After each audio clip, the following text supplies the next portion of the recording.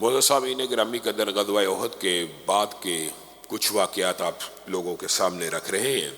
بنیادی طور پر سیرت کا اللہ کے فضل و کرم سے شاید 70 جمعے ہو چکے ہیں، رسول اللہ صلی اللہ علیہ وسلم کی پیدائش سے ماقبل کے حالات سے لے کے غزوہ احد تک۔ تو بنیادی طور پہ ہم جو سیرت کے یہ اسباق پڑھتے ہیں، اس سے سب سے پہلی بات کہ جو فائدہ ملتا ہے وہ رسول اللہ صلی اللہ علیہ وسلم کی ذات کا مطالعہ کر کے، ان کی صفات کا مطالعہ کر کے انسان کے اندر یہ شوق و رغبت پیدا ہوتا ہے کہ ہم بھی اپنے آپ کو ان کے نقش قدم پر چلائیں۔ دوسرا، فقہی ابحاث بھی سیرت کے اندر آ جاتی ہیں، علم میں اضافے کے ساتھ ساتھ بہت سے ایسے مسائل کا بھی علم ہو جاتا ہے، اور رسول اللہ صلی اللہ علیہ وسلم اور ان کے اصحاب کی زندگی کا مطالعہ کرنے سے دنیا کی حقیقت، دنیا سے بے رغبتی کا بھی ایک داعیہ انسان کے اندر پیدا ہوتا ہے۔ لیکن سیرت کے حوالے سے بات آئی ہے ذہن میں، جو بڑے بڑے لوگ جنہوں نے اسلام قبول کیا ہے، ایک تو بہت بڑی وجہ آپ کو علم ہے کہ زیادہ تر غیر مسلموں کی جو اسلام قبول کرنے کی وجہ بنتی ہے وہ یہ کتاب حمید بنتی ہے، لیکن دوسری جو سب سے بڑی وجہ وہ سیرت النبی ہے۔ میں نے خود ایک شخص کا بھی انٹرویو سنا، اس کے اندر اس شخص نے کہا کہ جب میں نے رسول اللہ صلی اللہ علیہ وسلم کی سیرت کا مطالعہ شروع کیا اور میں ان کے خلاف کتاب لکھنا چاہتا تھا، میں ان کے خلاف کتاب لکھنا چاہتا تھا کہ یہ کیسا شخص ہے جس نے جنگیں کی وغیرہ وغیرہ، میں نے جنگوں کا مطالعہ کیا اور ہمارا باپ بھی جنگ کا چل رہا ہے۔ تو میں جب غزوہ احد پہ پہنچا تو میں نے دیکھا کہ رسول اللہ صلی اللہ علیہ وسلم سے سب سے زیادہ پیار کرنے والے چچا شہید ہو گئے، اور جن لوگوں نے شہید کیا تو میں سوچتا تھا کہ جب رسول اللہ کا موقع آئے گا تو میں وہ واقعہ پڑھوں گا کہ ابو سفیان کا کیا بنے گا، ہند کا کیا بنے گا۔ تو وہ کہتا ہے کہ جب میں پڑھتے پڑھتے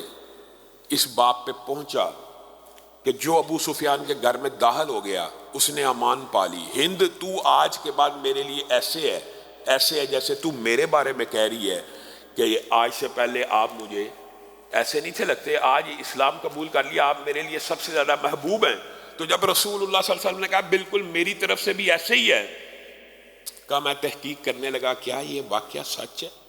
کیا یہ بات سچ ہے، کیا واقعی رسول اللہ صلی اللہ علیہ وسلم نے اپنے چچا کے قاتلوں کو، اپنے قریبی ساتھیوں کے قاتلوں کو معاف ہی نہیں کیا بلکہ ان سے وہی محبت کرنا شروع کر دی جیسے انہوں نے اظہار کیا۔ کہا میں نے بڑی تحقیق کے ساتھ مطالعہ کیا، اور جب میں اس بات پہ پہنچ گیا کہ یہ واقعہ بعین اسی طرح ہے تو میں نے کلمہ پڑھ لیا کہ یہ صفت جو ہے یہ کسی نبی کے علاوہ نہیں ہو سکتی کہ چچا کے قاتل کو بھی معاف کرنا۔ تو سیرت کے جو اسباق ہیں ان کے اندر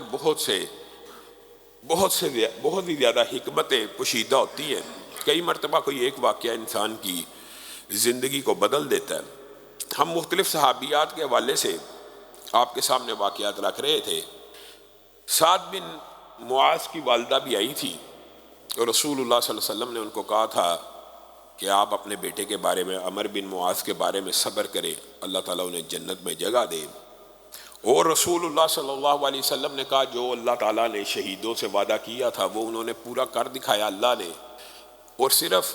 ان کی ماں کو تسلی دینے کے لیے نہیں، امت کو بتانے کے لیے کہ صرف ان کو معاف نہیں کیا